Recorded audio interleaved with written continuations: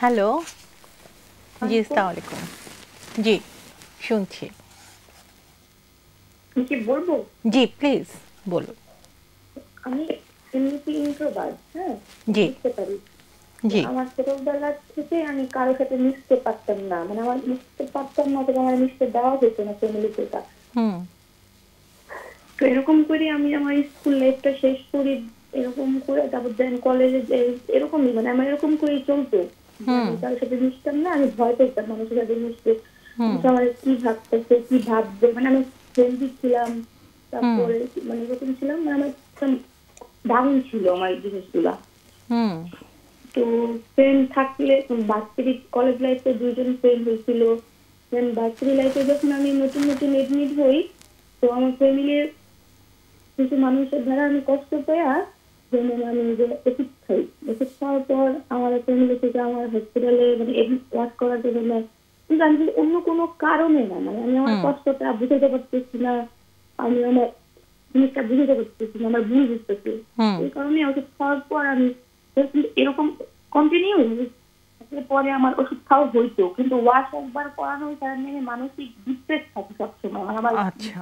কারোর সাথে মিশতে পারতেছি না, কারোর হুম, সাথে কথা বলতে পারতেছি না, আমি শেয়ার করতে পারতেছি না, আমি কি করবো আমি নিজে বুঝতে পারতেছি না।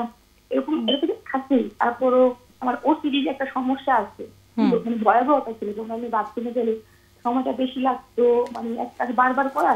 তো আমি না অনেক এগুলো নিয়ে অনেক ভুগছি, ভোগার পরে নিজে নিজে আস্তে আস্তে ডাক্তার দেখায় ঠিক হয়েছি। কিন্তু এখনো যেমন আমার আমার বয়স অনুযায়ী আমি সিদ্ধান্ত গুলো ওইভাবে নিতে পারতেছি না। হুম, এবং এর ভিতরে আমার আম্মু মারা গেছে, আম্মু অসুস্থ ছিল, ওইগুলো মানতে পারতেছি না।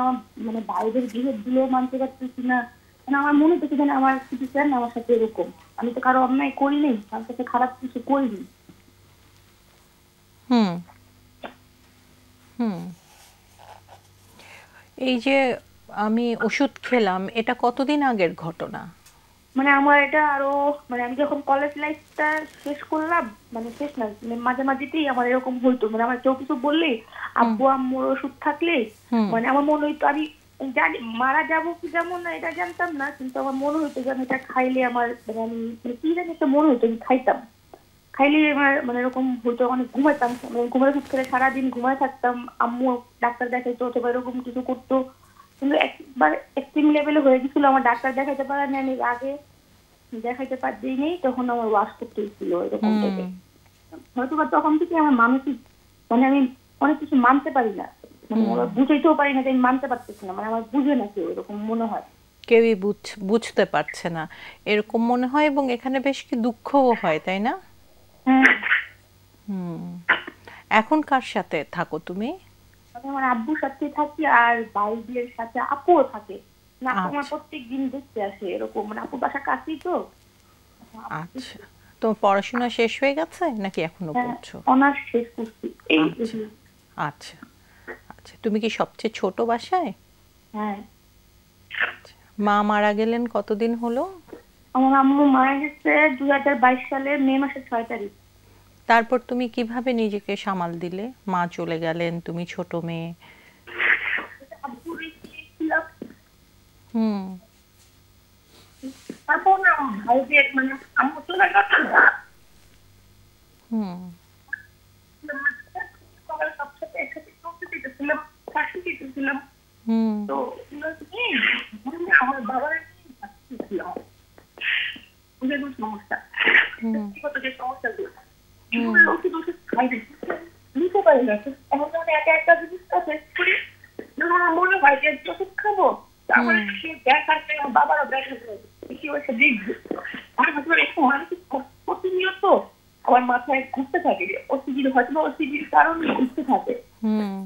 বাবা কি আছেন এখন তোমার পাশে? না শুনছেন? না না না, আমি হঠাৎ করে ফেসবুকে দেখতেছিলাম তো, আচ্ছা, হঠাৎ করে ট্রাই করলাম। আচ্ছা, আচ্ছা, আচ্ছা। ঠিক আছে। তোমার নির্দিষ্ট কোনো প্রশ্ন আছে আমাদের কাছে?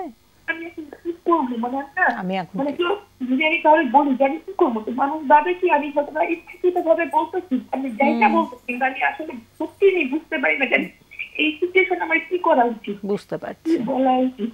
তুমি খুবই বিভ্রান্ত বোধ করছো। আমাদের অতিথিরা আছেন, আমি একটু ওনাদের কাছে আসি, ওনাদের যদি কোনো প্রশ্ন থাকে তোমার কাছে একটু কোনো প্রশ্ন আছে?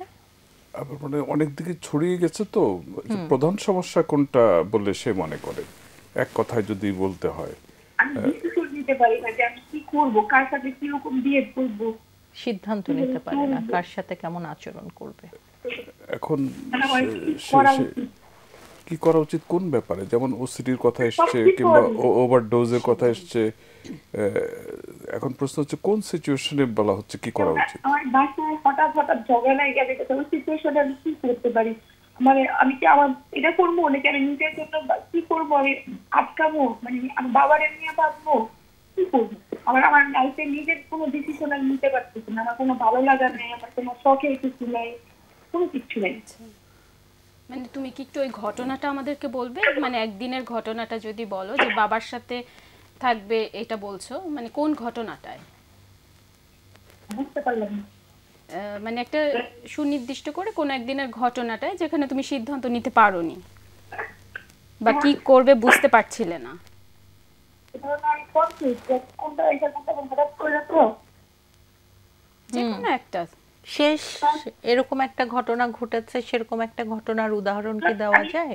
আমার বাসায় একজন মানুষ আসলো, ওই মানুষটার আমি চিনি না, আবার চিনি, কিন্তু আমি তার সাথে কিরকম বিহেভটা করবো, মানে আমি কি তার সাথে নর্মালি বিহেভ করবো নাকি কথা বলবো না, উনি আমার কি ভাবতেছে, মানে আমার মনে হচ্ছে উনি আমার পা থেকে মাথা পর্যন্ত কিছু ভাবতেছে, মানে আমার চিন্তা আছে এরকম, মানে আমার এমনি কিছু ভাবতেছে। যখন আমার ভাইয়ের শ্বশুর বাড়ি থেকে কেউ আসছে, আমার মানে অন্যভাবে দেখতেছে, আমার মনে হয় এরকম যে আমি কি তাদের সামনে যাবো নাকি যাবো না, নর্মাল থাকবো, আমি মানুষের সামনে যাইতে পারি না আমার এরকম। তুমি লাস্ট তোমার চিকিৎসকের সাথে দেখিয়েছো কবে? তোমাকে শেষ আপনাদের কাছে যখন আমি ফোনে কথা বলতেছিলাম, দেখাইতে পারলে ওনাদের সামনে আমি সামনে বলতে পারি না যে আমার সমস্যাগুলো এরকম হচ্ছে, তো আমি এরকম দেখাইছিলাম, একজন ছিলেন, উনি আমার আচ্ছা নাম বলতে হবে না, তুমি একজনকে দেখিয়েছিলে, কতদিন আগে দেখিয়েছিলে? 1 মাস। আচ্ছা, উনি ওষুধ দিয়েছিলেন? যখন আমি মানে আমার স্তব্ধ বানায় ফেলছিল, যেমন আমি কোনো কাজে করতে পারতেছিলাম না, মানে কোনো কাজে মনোযোগ দিতে পারতেছিলাম না। আচ্ছা, মানে ঘুমাইতে পারতেছি না, জায়গায় থাকতে পারতেছিলাম না, এরকম হয়ে গেছিল। তারপর আমি ছায়া দিচ্ছিলাম, পারতেছিলাম না, কারণ আমি ঘুমায় থাকলে আমি আব্বুরে দেখতে পারতেছি না। আব্বু আমার বাসার সব দায়িত্ব, যেমন রান্না বান্না কিন্তু যেমন এগুলো আমি বললে তারপর মানে সব এরকম করে, এরকম দেখে হয়ে গেছিল। ঘুমায় থাকলে তো আমি করতে পারবো, আবার নামাজ পড়তে পারতেছি না সবার মতো, আমার সমস্যা হইতেছিল, ওই জন্য পরে আমি ছায়া দিচ্ছিলাম, 2 দিন ছায়া নিজে নিজেই গেছিলাম, না পাইলে আমি টেবিলে কারোর সাথেই যাইনি, একা একাই গেছিলাম ডাক্তারের কাছে যে আমি এরকম সহ্য করতে পারতেছি না, আমি কি করবো। ওষুধ তো চলছে এখন না? না, ওষুধ বন্ধ করে দিয়েছে। ওষুধ বন্ধ করে দিয়েছে। আচ্ছা, অনার্স যে পড়ছো তুমি কি ক্লাস করছো? ক্লাসে যাও? না না, আমি বাসা থেকে বের হতে পারি না, বের হই না। আচ্ছা, কেন বাসা থেকে হতে দেয় না, না তুমি পারো না বলে হচ্ছে না? বাসা থেকে হয়তো দেয় নাই, এখন আমি আমার মানুষের সাথে মানে কথা বলাটা আমি পারি না, মানে আমার বাধার সৃষ্টি হয়, মানে মানুষ ভাবে আমি অহংকার করি, কিন্তু আমি ভাবতেছি যে ওই মানুষের সাথে কথা বলবো, মানুষটা আমার নিয়ে কি ভাববো, এরকম করে হয়। বাচ্চাটি লাইফ তো শেষ, এখন আমি বাসায় রেজাল্ট যায়নি তো। আচ্ছা, মানে ছোটবেলায় বাইরে বের হতে দেয়নি, সেই বিষয়টা একটু বলবে, যে মানে তোমাদের কোনো ভাই বোনকে কি এভাবে কারোর সাথে বাইরে মেলামেশা করতে দেওয়া হতো না? সবার ছোট তো, অনেক ছোট তো, আমার বড় ভাইদের তো কোনো সমস্যা নেই, আমার আপুর অল্প বয়সে বিয়ে হয়ে গেছিল, আপুর মতো আপু আমার অনেক টেক কেয়ার করছে, আপু মানে আমি বাসার ভিতরে কখনো ওই যে বন্ধু বান্ধব, কখনো আত্মীয় স্বজন পাইনি, বন্ধু বান্ধব পাইনি, মানে কারোর সাথে মিশতে পারিনি, আমার 4 দেয়ালের মধ্যে আমার বসবাস। আমার বাসায় কেউ যদি আসে, মানে মানুষ বলে ইন্টারেস্ট না ডাইরেক্টলি বলে যে আমি কেন এরকম, আমি কেন মিশতে পারি না, তো আমি তো বুঝতে পারি না যে আমি এরকম তৈরি হয়েছি যে আমি পারি না। তুমি কি বাসার কাজগুলো করতে পারো মা? বাসার যেটা রান্না বান্না বা বাসার যেটা স্বাভাবিক কাজ? খালি ফোন ইউজ করতে, এতটুকু, আর কিছু মানে আমার ভালো লাগে না, আমার নিজের প্রতি নিজের কোনো কিছু ভালো লাগে না, মনে হচ্ছে যে আমার একটা অসুখ হোক, আমি মারা যাই, আমি আমার আম্মুর কাছে চলে যেতে, এমনি তো মারা যেতে পারবো না, তখন এমনি মারা গেলে তো আমি আমার আম্মুর কাছে যেতে পারবো না। তো এরকম না, বিভিন্ন কাজে বিভিন্ন কিছু মাথায় আছে, এটা আমি তার আমার বুঝবো না যে আমি কি সমস্যাগুলো বুঝতেছি। বাবার সাথে সম্পর্কটা কেমন? মন খুলে সব বলতে পারো বাবাকে তোমার কষ্টের কথা? বাবা বয়স হচ্ছে তো, বাবা বাচ্চাদের মতো হয়ে গেছে, বাবারই আমার দেখে রাখতে হয়, আবার এরকম আর বাইরে তো বাইরে। আচ্ছা, ঠিক আছে। আচ্ছা, আমি একটু জানতে চাই জি। যে এই যে সমস্যাটা হচ্ছে এইটা কবে থেকে হচ্ছে? এটা কি মা মারা যাওয়ার পর থেকে, না না, মা মা থাকতেও মারা যাওয়ার না না মা মারা যাওয়ার পর থেকে না, আমার আরো কলেজ লাইফ থেকে এরকম হতো। যখন আমি বাথরুমে যে মানে আমার যখন ওসিডিটা হয়েছে, আমি বাথরুমের দরজা দিয়ে বাইরে ক্লাস করতাম, গইনা গইনা হাঁটতাম। তারপর যখন আমার করোনা আসলো, আমি কোনো কিছু 100 বার হাত ধুইতে ধুইতে ধুইতে ধুইতে আমার হাত সাদা হয়ে যেত। এগুলো থেকে না আমি আস্তে আস্তে নিজের মানে অনেকভাবে, আম্মু যখন অসুস্থ হয়ে গেল, মানে আমার আম্মু ব্রেন টিউমার ছিল এরকম থেকে, ওখান থেকে আমি আস্তে আস্তে মানে অন্যভাবে জিনিস ব্রেনের থট তো এরকম চিন্তা করে করে মানে আমি আস্তে থেকে থেকে বের হয়ে আসি। মানে এরকম 1 বছর আমার আম্মু অসুস্থ ছিল, পুরো একটা বছর আমার আম্মুর সাথে আমি ছিলাম। আমি কোনো বন্ধু বান্ধব ফোন কোনো কিছু ইউজ করি নাই। এবার আমি পরীক্ষা দিতে গেছি অনার্সে 3rd ইয়ার, আইসা দিতে আমার আম্মু অসুস্থ হয়ে গেছে, দেন আমি আর পরীক্ষাগুলো দিতে পারি নাই। পরের বছর আবার এরকমও হয়েছে, যেমন আমার আম্মুরে হসপিটালে এডমিট করতেও হয়েছে হঠাৎ করে। আমি পরীক্ষা দিতে গেছি অনেক মানে অনেক কিছু ধাপ পার মানে আম্মু আম্মু আমার সামনে চলে গেছে, আমি দেখতেছি আম্মু চলে যেতে আমার বোর্ডটা কাজ করে নেই যে আমি করবো। আপু কান্না করতেছে, সবাই কান্না করতেছে, কিন্তু আমি বুঝি নেই, এখন বুঝি এরকম। আর আম্মু মারা যাওয়ার পর থেকে আমি ছোটবেলা থেকে ডিসিশন কখনো নিতে হয়নি, আমার আম্মুই ছিল তো সবকিছু, আমার কারোর কাছে কিছু চাইতে হয় নাই, করতে হয় নাই, আমার আম্মুই সব। আচ্ছা, আম্মু থাকতে ইয়েটা ভালো ছিল, পরিস্থিতিটা ভালো ছিল আম্মু যখন ছিল, এই তো ব্যাপার। আমার উপর এত প্রেশার যায়নি, ওসিডি ছিল না, কিন্তু ওসিডিটাও তো কমলো যেহেতু আম্মুর চিকিৎসা করতে গিয়ে ওইদিকে মনটা বেশি ছিল, আর চিকিৎসাও হয়তো কাজে দিয়েছে। তো ওসিডি ভালো হয়ে যাওয়ার পর, আম্মু চলে যাওয়ার পর এখন প্রধান সমস্যা কোনটা? ডিসিশন নিতে পারি না আমি, না না, কোন ব্যাপারে ডিসিশন নিতে হবে? ডিসিশন তো লাইফ নিয়ে আমি ডিসিশন নিতে পারছি। লাইফে ডিসিশন আসে কেন? আগের লেখাপড়া এবং যা চলছে সেগুলো শেষ হওয়া দরকার না? যে আমার মা নাই, আমার বিয়ে দিতে হইব, বিয়ে না দিলে হইব না, কিন্তু আমি তো মানসিক ভাবে ছিলাম না, কথা বলতে পারছে না। মানসিক ভাবে প্রস্তুত দেখে আমি প্রস্তুত না, আমি কি বেশি করতেছি না, মানে আমি আসলে মানসিক ভাবে অসুস্থ পুরা। আর মানুষ ভাবে যে আমি ইচ্ছাকৃত ভাবে এগুলো করতেছি, আমি অন্যায় করি নাই, মানুষ বলতেছে তুমি এটা করছো, কিন্তু আমি তো অস্তিত্বের কারণে যেমন অনেক কিছু আমি বলতে চাই, কিন্তু আমি অস্তিত্বের মানে বিভিন্ন কারণে আমার মাথায় চিন্তা যেটা বললে এটা হইবো না বলি, এই মানুষ ভাবে কি আমি এটা ইচ্ছা করে বলতেছি না, আমার এটা আমি অহংকার করতেছি, কিন্তু আমি আসলে কিচ্ছু করতেছি না, আমি পরে কষ্ট পেতে। আচ্ছা, কখনো কি কোনো কাউন্সিলর সাইকোলজিস্টের সাথে কি দেখা হয়েছিল, কথা হয়েছিল? আমি কাউকে কথাগুলো বুঝাই বলতে পারিনি, তো সবাই আমার খালি ওষুধ দিচ্ছে, তো ওষুধ তো ওষুধের কারণে দিবে, কিন্তু এই যে কথার চিকিৎসা যেটা সাইকোথেরাপি কিংবা কাউন্সিলিং, সেটা কি ডক্টর সাহেব বলেছিলেন যে এটা লাগবে? না, মানে উনি তো বুঝতেই পারেনি আমি যে এগুলো সমস্যা। আলোচনায় চলে আসি।